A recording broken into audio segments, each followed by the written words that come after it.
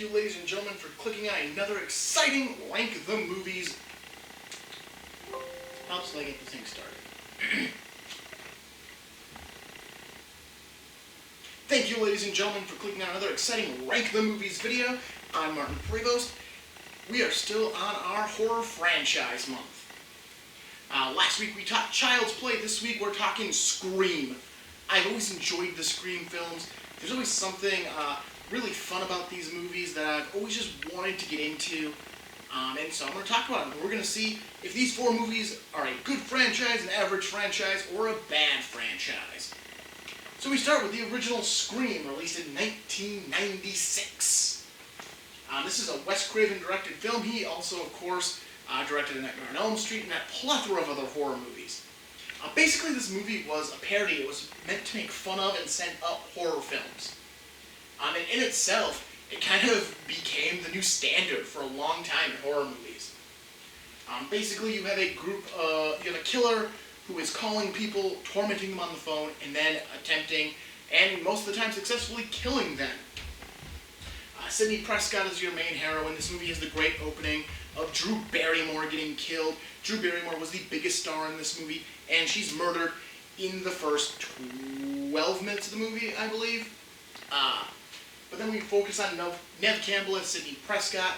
It has now been 1 year since her mother was brutally raped and murdered by Cotton Weary, who is now in jail. Sidney is still tormented by this when the killer begins calling her. She is then stalked. Eventually, this leads to their school being canceled and a giant party being held.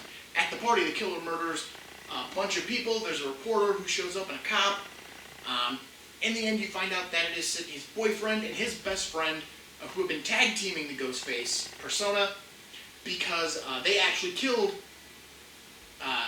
Sidney's mom and framed Cotton for it because Sidney's mom was also having an affair with Cotton, but also having an affair with Billy Loomis, that's Sidney's boyfriend, her father, his father, which led to the separation of his parents. So that is his motive for killing. The other killer, played by Matthew Lillard, we're never actually given a motive for why he is engaging in this homicidal activity. Sidney defeats the two killers, and we have the end of our movie. It's a great film. It's a very well done horror film that looks at the tropes of horror movies and really makes you think about it. It makes fun of them while still telling a great story. This is a good movie. There's a reason this movie has held up so long and ended up with sequels, because it is very well made and it's a very good movie. The next year, Wes Craven followed it up with Scream 2, bringing back all the survivors of the first movie, plus a cameo by Matthew Lillard, who died. Scream 2 picks up a year later and was released a year later. Cotton Weary has now been released from prison as the revelation that Billy Loomis and Stu Macher, the killers from the first movie, framed him. With that realization, he is released from prison. Sidney is now in college with one of her friends who survived the previous movie. One night, about a year, to celebrate the 1 year anniversary of the Woodsboro murders, because that is what they have become known from the first movie, 2 people are murdered during the screening of the movie based on those murders and based on the book that the reporter wrote, named Gale Weathers. This draws a lot of media attention to the college as more people begin to die. Sidney begins to get tormented more. And in the end, you learn that these new killers are one of her friends, who is a film geek, who just really wants to go to trial, wants to blame movies for why he killed people, and Billy Loomis's mom. Eventually they're both defeated, and Sidney, Gale, Dewey, and Cotton walk away all happy and free because they're not dead. Again, these movies are very straightforward as far as what they do without going into beat by beat of how people die. There's not a ton of plot. There's a good story. There's story being told, but it's this overarching story that holds over from the first one. It's just there. It doesn't detract from this movie that I'm not really going in depth, because in depth you literally have to go beat by beat into the murders and everything else. So where does Scream fall? Scream 2 is good. Scream 2 is a good movie. It holds up. It's very well made. It's got a great script, and it follows through with everything you want from the first movie. Wes Craven then returns for Scream 3 with the 4 people who survived Scream 2. Because that's what happens. Except Cotton Weary doesn't make it very far, as he is murdered in the first scene. Poor Cotton Weary, framed for murder, gets attacked by Ghostface in the second one, murdered by him in the third. You learn that they are now making Stab 3, which is the in-universe series of films based on the Woodsboro murders. And that this murderer is killing people in the order that they die in that movie, killing the actors instead of the real people. Gale and Dewey are investigating primarily Gale, the reporter, Dewey, the cop, who keeps getting stabbed and almost killed in these movies, but somehow always lives. Sydney is hiding, and although Neve Campbell is in this movie, it's not as much, and she's not that important in this one, until the very end.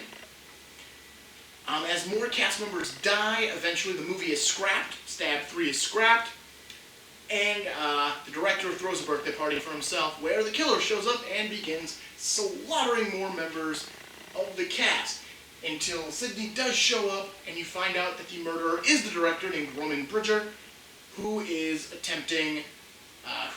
actually Sydney's half-brother.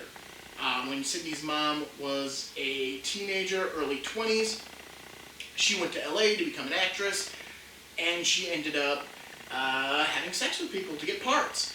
And Roman was the result of that. He went to go see his mother in Woodsboro. She denied him that she was his mother, that he was her child, and so he talked Billy Loomis and Stu Meeker into killing her, which then set this whole ball of wax in motion. Sydney and Roman fight, and Roman is killed. And we end Stab Scream 3 with everyone being happy, because there can't be anyone else who wants to kill Sydney. So where does Scream 3 fall on our little scale? It's bad. It's not a good movie. As much as I really enjoy Scream and Scream 2, Scream 3 is awful, and I saw that one in theaters. I went with a friend when we were in middle school to go see that movie, and it was disappointing then. It is more disappointing now when I rewatch the franchise. And I really like this franchise. But Scream 3 is not a good movie. It can be entertaining at points, but it's not that good. Wes Craven returned with the cast a few years later to make Scream 4. How do you make a Scream 4? Anyone who wants to kill Sydney is dead. Well, here's how you make Scream 4. It's basically a remake of Scream while being a sequel to the series as well. Basically, there's a new killer targeting the students of Woodsboro High. Sydney is there for a book tour, for a book she wrote about the incidences of Scream, Scream 2, and Scream 3. And people begin dying, and they're trying to figure out who did it. And more people die, and more people die, and more people die, until you learn it is Sydney's niece. Cousin. It's Sydney's cousin, sorry. It's Sydney's cousin who wants to have the same stardom as Sydney. So her and one of her friends, who she seduced into doing this, have been murdering people to create the next generation Sydney and the next generation Scream. Eventually she is defeated because you don't fuck with the original, as the movie states, and that's the end of that movie. Scream 4, it's an average film. Everything I don't like about Scream 3, Scream 4 actually does pretty decently, but it still doesn't quite get there to Scream and Scream 2 categories. So in the end, the Scream series is a good franchise based solely on the merits of the first 2 movies. But again, all 4 of them are enjoyable. They're worth checking out if you've got the time and the inclination to watch some Scream. So, final thoughts on this franchise and final rankings. There's only 4 of them, so we're going to go through this quick. Scream 3, obviously, it's the bad movie. Scream 4, obviously, it's the average movie. Scream 2, again, it's good, but it's a really big rehash of the first one. But it is still a good movie. And of course, Scream is the best because it's the original. And it's hard to top an original that's satirizing the rest of the series. So yeah, I like the Scream movies. It's a short series, but it is one of my favorite horror series. So I wanted to make sure it got into this franchise month. So this has been a short video, and that is great. Don't forget to hit like if you liked this video. Subscribe to see more content. Check back next week as we dive into the Saw franchise. Don't forget to check out the bonus video tomorrow, and I am Martin Prevost. I'll see you later.